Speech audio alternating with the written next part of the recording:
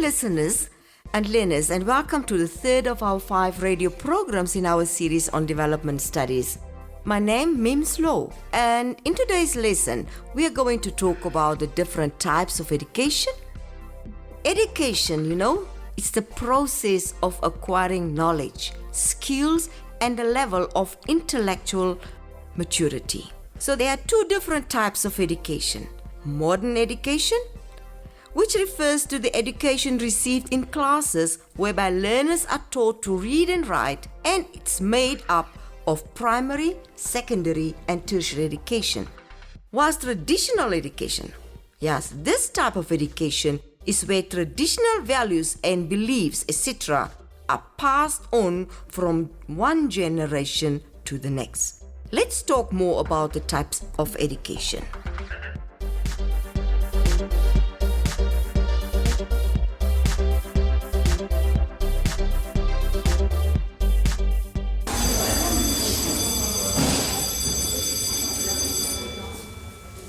Good morning, learners. Good morning, ma'am. Today we'll look at 2 types of education systems. Who can tell me what these 2 types of education systems are? There is modern education, and traditional education. Excellent. Ma'am, what is the difference between the 2 types of education? Well, traditional education is the type of education which takes place at home or in the community where traditional values and beliefs, etc., are passed on from one generation to the next. While modern education is the education that is received in class, whereby learners are taught how to read and write, and it's made up of primary, secondary, and tertiary education. Ma'am, what can we learn from traditional education? Well, traditional education is when children learn about their culture from the elders in society and fathers that pass on their knowledge, skills, and values to their sons, and so do the mothers to their daughters. Ma'am, what can we learn from modern education? Modern education is very important for economic, social, and political development through formal and non-formal modes of learning. For example, non-formal education are NAMCO or literacy programs. Primary education teachers teach the basic skills of literacy and numeracy. People with primary education are capable of improving their educational standards and knowledge about hygiene via vocational training. Tertiary education trains students in skills they will need to get jobs. Ma'am, you mentioned the word literacy. What does that mean? There's literacy and literacy rate, whereby literacy is the ability to read and write, whilst literacy rate is the percentage of people who can read and write. How do we call a person that cannot read and write? We call that person illiterate. Is it necessary for all to know how to read and write? Yes, definitely. It's very important because, number 1, it provides skilled labor and people get better jobs. And it also helps people to understand modern technology. Literate people can make informed political decisions. And a literate population can help improve the health of the nation as they know about better hygiene and how to prevent diseases. And the last one, a literate population tends to have smaller families as they understand contraceptives and thereby reducing population growth. Ma'am, how can my grandfather know how to read and my grandmother does not? Well, in the olden days, girls were not allowed to go to school. They were meant to stay home and look after the family, while boys went to school. That's why it's very important nowadays for both boys and girls to be educated in the country. But why? In the olden days, people had a better life and they were not educated. Well, it's important because educated women and men can understand the importance of good hygiene and disease prevention. Education allows equal job opportunities. Educated women cannot become dependent on men. Both genders will have knowledge of family planning, and it can also avoid discrimination. Thank you so much, ma'am. Now I understand. You're welcome, Chanel.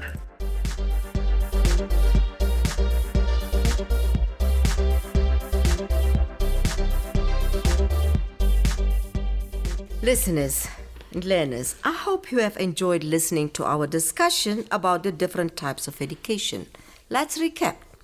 Traditional education, they say, is the type of education where traditional values, customs, and beliefs are passed on from one generation to the next. While modern education is the education that is received in class, whereby learners are taught how to read and write, and it is made up of primary, secondary, and tertiary education.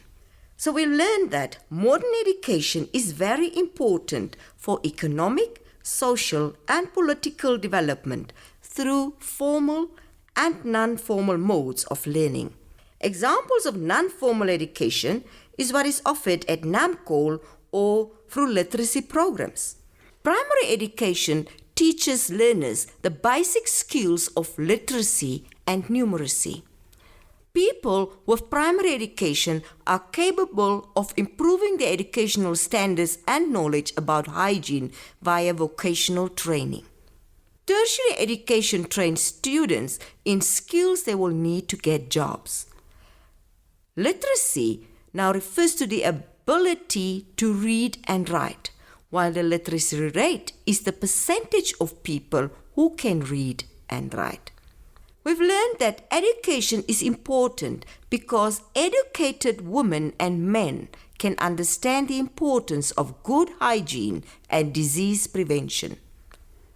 Education allows equal job opportunities. Educated women cannot become dependent on men. Both genders will have knowledge of family planning.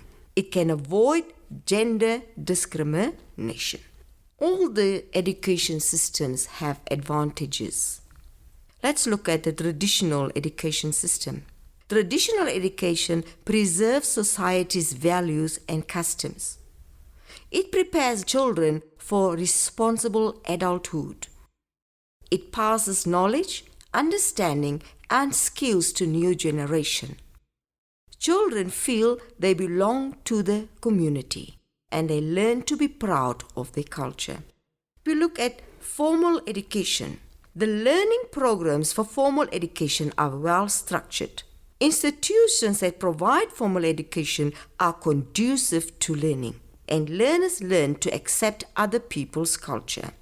The advantages of non-formal education: it's a more flexible and less costly education system. It's appropriate to individual environments. It usually takes a short period to complete the course, and it gives second chance for those who missed out on formal education. These education systems also have disadvantages. The disadvantages of modern education: it is circular and it might be based on the needs of the colonizers. The courses may use overseas syllabuses. The education system is also very expensive. Literate population also have advantages and disadvantages. The advantages of a literate population is that there will be a skilled workforce to build a modern society. It attracts investors into the country. Literate population can lead to economic growth through trade because population understand the needs of the small families. It reduces infant mortality rate as they understand how to prevent diseases. Man and woman will share decisions. Disadvantages of illiterate population: it can slow down economic development due to the following: the lack of a skilled labor force to run industries and service sector. It can discourage investors. The dependency on foreign experts. The inability to take part in international trade. And the imports that will be more than the exports for the country. Learners and listeners, thank you for listening. Until next time, take care. This program was brought to you by NAMCOL with funding from the Ministry of Education, Arts and Culture and the Commonwealth of Learning.